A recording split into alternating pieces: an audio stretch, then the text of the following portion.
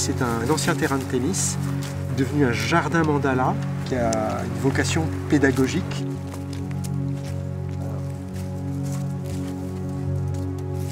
Ce jardin peut être fait dans une cour de prison, c'est sur un terrain de tennis. Deuxièmement, c'est réalisé sans argent, donc c'est pour des populations démunies. Et troisièmement, c'est réalisé sans ressources, c'est-à-dire avec du recyclage, avec des échanges de graines, etc. Donc sans argent, l'exercice a été de produire 100 kg de légumes en 100 jours sur du béton avec des déchets organiques. On l'a fait, ça a marché.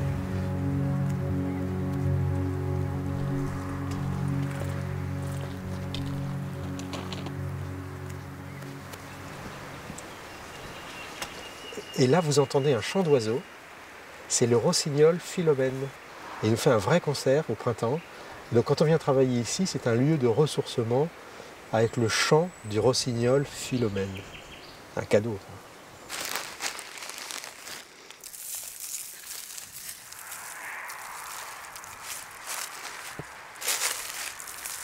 Ah oui, j'arrive au fond. C'est bien, tu auras bien dosé.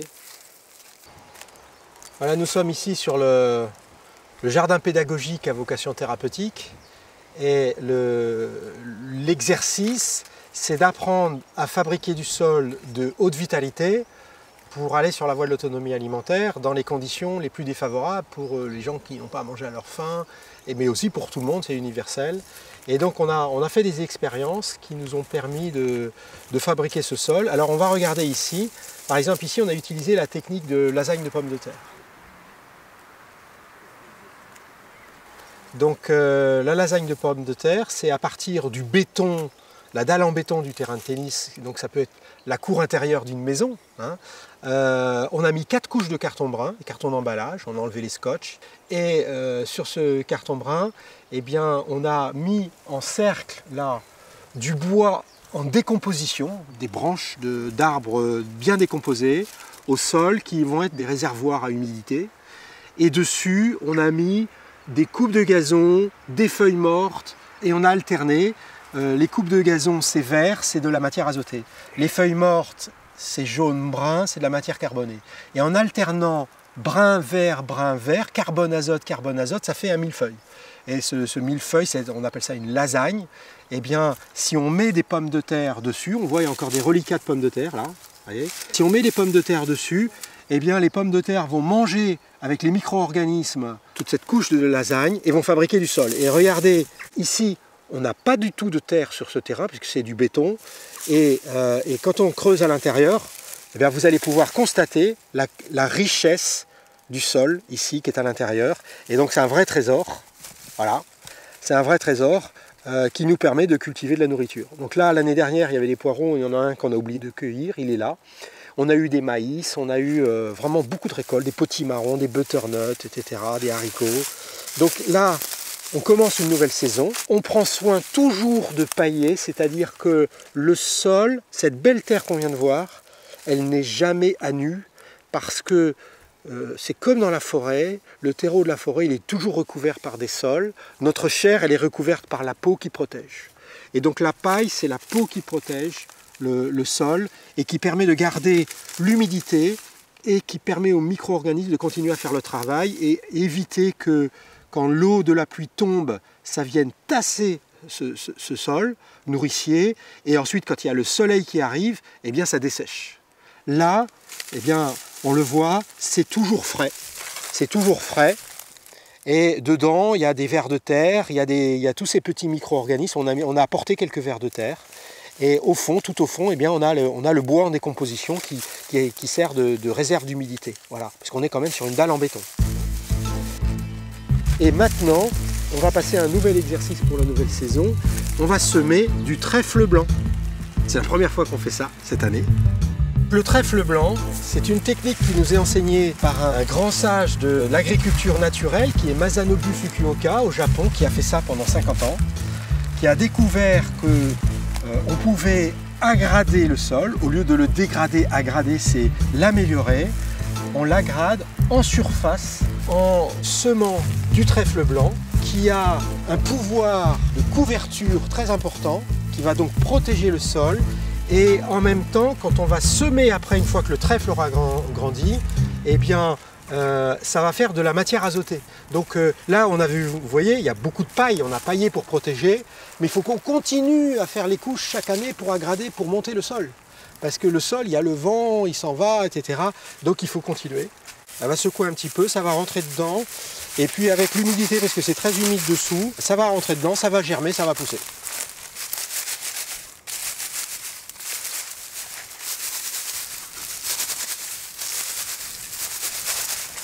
On a fait une expérience dans un cube avec une vitre en verre et on voit les semis, les petits plants de pommes de terre qui sont en surface, ont les racines qui descendent et à mesure que les racines descendent, eh bien, elles vont manger le substrat avec les enzymes qui se dégagent tout autour et les micro-organismes qui rentrent en action. Il y a une symbiose qui se fait entre le compostage des micro-organismes de la lasagne et en même temps les pommes de terre. La pomme de terre a un gros avantage, c'est que c'est un super activateur et en 100 jours, toute la lasagne aura été compostée et donc on aura la terre nourricière et sur une épaisseur de 30 à 40 cm.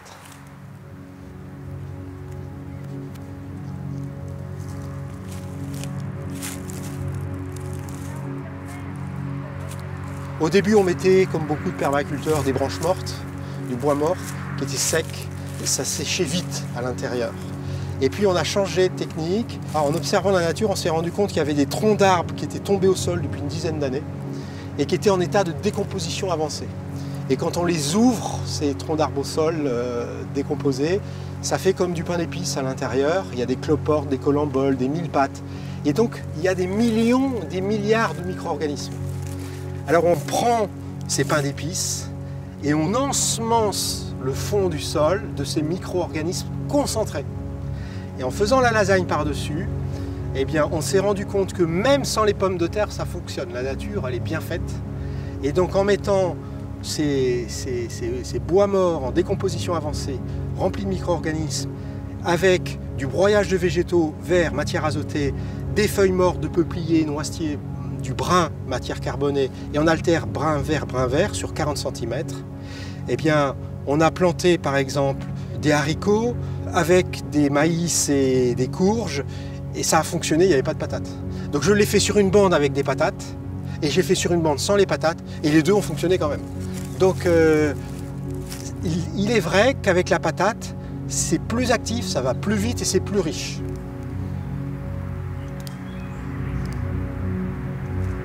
La patate, elle a un gros avantage, c'est que en 100 jours, elle va nous fabriquer une épaisseur de sol de environ, on a calculé, on est arrivé à 13 cm en 100 jours, alors que Masanobu Fukuoka, lui, qui nous a montré la voie, il nous dit qu'il est arrivé à faire 11 cm de sol en 10 ans, par la technique du trèfle et d'aggradation en surface.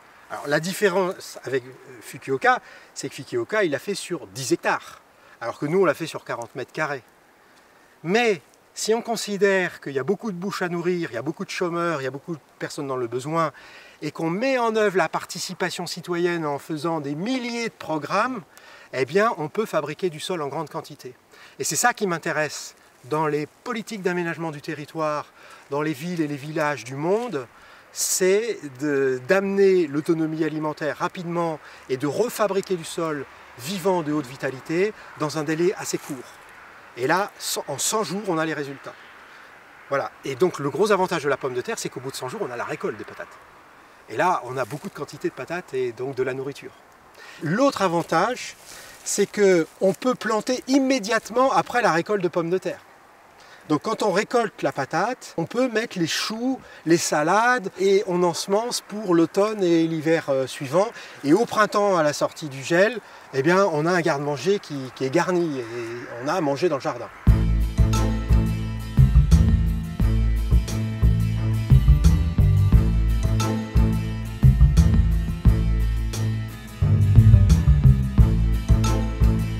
Claude Bourguignon, il met ça en main et puis il dit regardez, c'est comme du couscous et ça sent la girole, quoi, ça sent la forêt.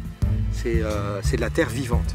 Et donc quand on plante, quand on sème dans une terre de haute vitalité comme ça, qui est bien humide, bien noire, eh bien ça pousse bien et on a de beaux résultats. Et là c'est le restant du maïs de l'année dernière. Voilà les pieds de maïs. Ici on avait des... Vous voyez, ça a bien donné, hein. Ils sont montés à plus de 2 mètres de haut.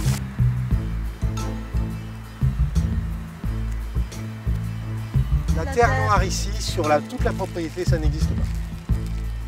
On l'a fabriquée en 100 jours. Et on a tout pris ici sur la propriété. C'est une chance inouïe d'avoir ces arbres et tout ça. Donc c'est une technique qui est très intéressante et elle est entièrement gratuite puisque c'est fait avec des déchets. Des feuilles mortes ici, il y en a des centaines de mètres cubes de feuilles mortes sur les platanes.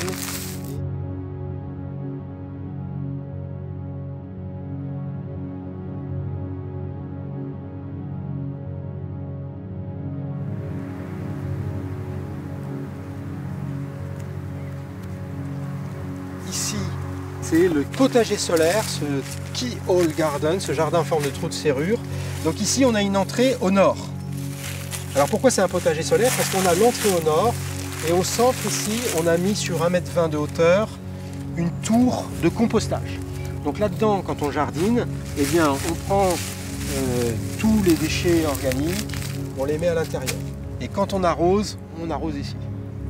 On arrose également là avec des fagots d'1,20 m qui sont des cheminées d'humidification. Donc il y en a une à l'est, une au sud et une à l'ouest. On a 3 cheminées d'humidification. Donc si on met l'arrosoir avec l'eau à l'intérieur, ça va descendre jusqu'au fond. Et au fond, on a du bois en décomposition. Donc il va absorber comme une éponge. Voilà. Si en été, quand il fait chaud, j'arrose sur le sol, l'eau elle va glisser sur le bord. Ça c'est très efficace. C'est une méthode qui a été mise au point par Robert Morez. Quand j'ai découvert ça, je me suis dit mais c'est absolument génial. On va pouvoir irriguer par le fond et par la tour centrale ici. Alors, le soleil se lève à l'est et on va privilégier ici les plantes, les végétaux qui ont des feuilles, comme les blettes, les salades, d'accord? Et à mesure que le soleil va tourner, on va privilégier ce qui est très chaud devant, les légumes fruits, les tomates, les poivrons, les aubergines.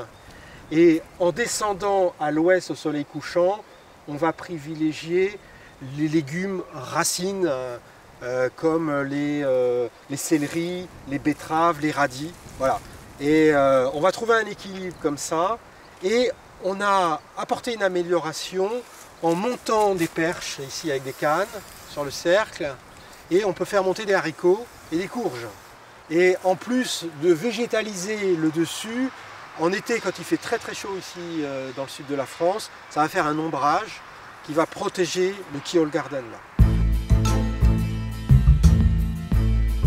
Ici, on va avoir des salades.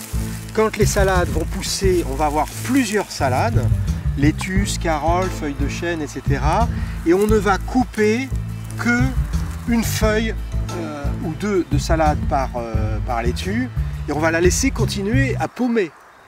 Et donc elle va se régénérer, et on a fait l'expérience, parce qu'on l'a vécu nous-mêmes, que la même salade on la mange pendant 5 mois. C'est-à-dire que si je coupe la salade directement, eh bien il faut recommencer, semer, il faut 5 semaines pour qu'elle repousse.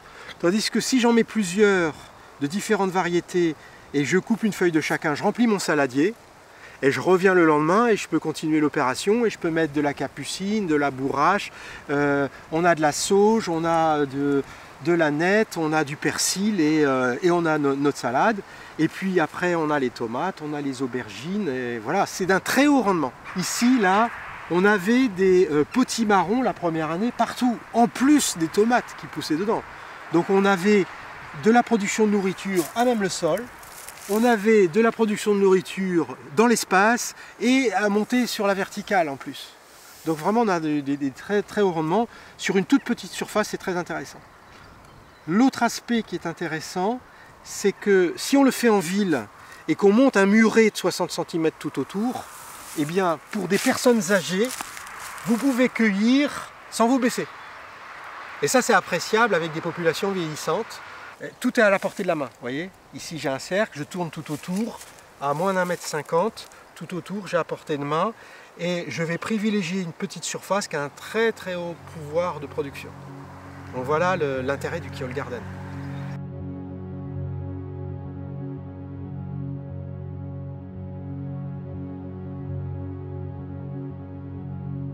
On fait une petite initiation de fabrication de sol et autonomie alimentaire par la lecture de paysages. D'accord ? Donc ici, ça peut être une friche industrielle. Eh bien, moi, dans cette désolation, je vois de la ressource partout et de l'abondance. Donc regardez, ici, je vois le bois qui est tombé des arbres, en quantité. Donc, je ramasse les branches mortes. Voilà. Et je vais vous montrer ici, regardez. Ici, on a la clôture de propriété. Ça va être un terrain où je vais pouvoir fabriquer du sol. Donc, je vais ramasser, regardez tout le bois mort. Je ramasse tout le bois mort. Je le place soigneusement sur le bord ici, d'accord? Et ici, j'ai les épines, les aiguilles de pin. Donc, je viens recouvrir avec les aiguilles de pin. Voilà. Et tout ça, je le fais sur toute la longueur. Voilà. Dedans, il y a les feuilles légères des peupliers qui sont venues jusqu'ici, je mets dedans. Ensuite, dans un deuxième temps, je vais ramasser tout ce qui est végétal vert. Ça peut être des feuilles, tout ce que je trouve qui est vert, matière azotée. Et je vais prendre la matière azotée et je vais couper les végétaux, ici en quantité. Donc j'ai parlé de la canne tout à l'heure, hein, la canne de Provence, les roseaux, tout ça. Un brun vert, j'alterne comme ça. Je remets du vert, je continue. Et dessous, ça a déjà composté là. Donc le compost final, je le mets en surface. Là. Et là, je vais mettre des plants de pommes de terre. Ensuite, je vais récupérer du paillage, de ce que je trouve, un mulch, et je vais recouvrir pour protéger, je vais arroser. Vous voyez ici, il y a du végétal, il y a du brun et du vert. Quand tu vas te promener, que tu vois le vent nous montre la voie, il met toutes les feuilles en tas. C'est jamais réparti partout pareil. Donc tu vas là où il y a des feuilles mortes, et tu entends toujours une tondeuse, une scie. Tu vois régulièrement les jardiniers municipaux qui font des trucs, tu te dis mais vous faites quoi? Tu changes de regard et à ce moment-là tu dis bah, je vais récupérer les graines des légumes que j'ai mangés, je fais mes semis, je mets dedans et je regarde ce que ça donne. Même si tu sais pas, tu n'as pas cette compétence, mais tu dis mais je vais essayer. À ce moment-là tu changes de regard, tu changes de posture et c'est un redressement en fait personnel. Tu n'es pas là on te dit ouais c'est nul, bah, qu'est-ce qu'on fait, tu vois. Par contre, c'est ça qui amène la richesse. C'est ça qui amène la richesse et que même si tu es dans un espace tellement désolé, ben, au contraire, tu tires parti et ça devient un jeu à la nuit. Et après, tu as la joie avec toi. Ouais, tiens, j'ai réussi à faire pousser ça, j'ai réussi. Puis après, à ce moment-là, vient le partage, vient l'expérience en fait. Tu partages l'expérience et tu partages la nourriture.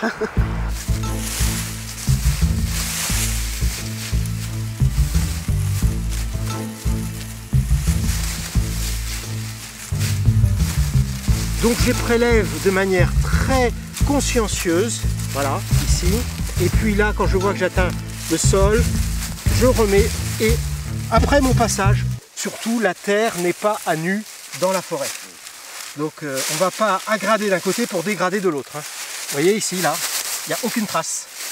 Donc j'ai fait cet exercice et à l'intérieur, ici, j'ai une coupe de gazon fraîche. Du voisin.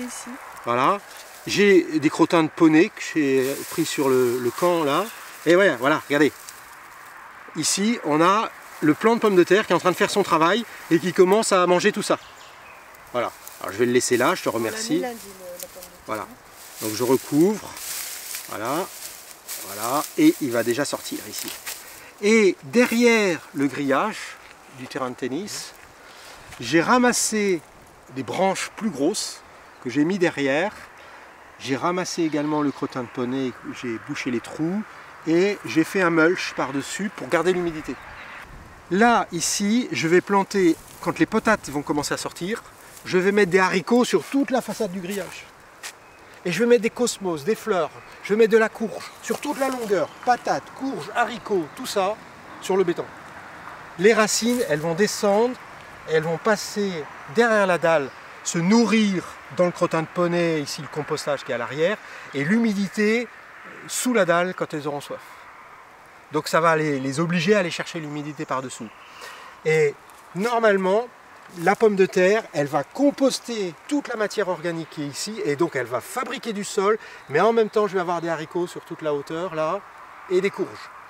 Et là je suis sur un terrain de tennis, donc je peux être dans une usine, dans un quartier pauvre, une cour, n'importe quoi. Les gens me disent, ah les aiguilles de pin c'est acide, ça ne marche pas. Si vous observez bien, l'aiguille de pin, elle est retenue et elle se décompose, donc elle composte. Et comme elle est fine, elle décompose très très bien. Donc ici, toute cette aiguille de pin, il y a déjà le sable ici, avec le compostage me donne la matière, plus les floraisons là. Eh bien ça, je le ramasse à la pelle et je fais mon tas. Donc plus je monte le tas, plus j'aurai de récolte et de richesse et de sol. Voilà. Alors, je vais montrer quelque chose d'autre ici, de particulier. C'est que si on veut le faire à grande échelle, rue par rue, quartier par quartier, ça doit se faire dans la joie avec les familles et notamment les enfants.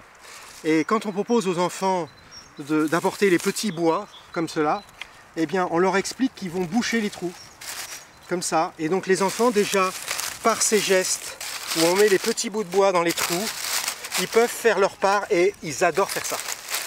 Et c'est très important qu'il n'y ait pas d'air, parce que s'il y a de l'air, ça va dessécher à l'intérieur et la butte, elle ne va pas fonctionner. Donc même les enfants, ils ont un rôle à jouer pour ramasser les petits bouts de bois, boucher les trous et comprendre comment on fabrique, on leur explique comment on va fabriquer du sol, et ici avec des déchets organiques.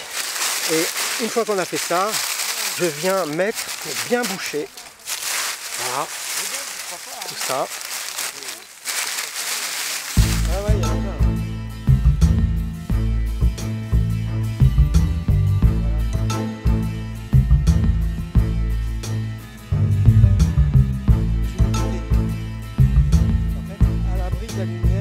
Voilà, c'est rempli de vie, tout ça. Ça composte et les vers fabriquent le sol. Il y en a un autre là sur le côté, ici, là. C'est les vers qui fabriquent le sol, avec les micro-organismes. Voilà, je le mets là, bienvenue à bord.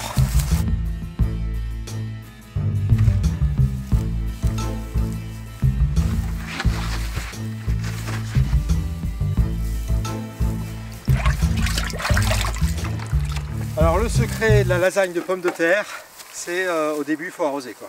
Dans les 40 premiers jours, c'est là que la patate se forme. Ouais. Si on loupe l'arrosage des 40 premiers jours, on va réduire la production de 30 ou 50%.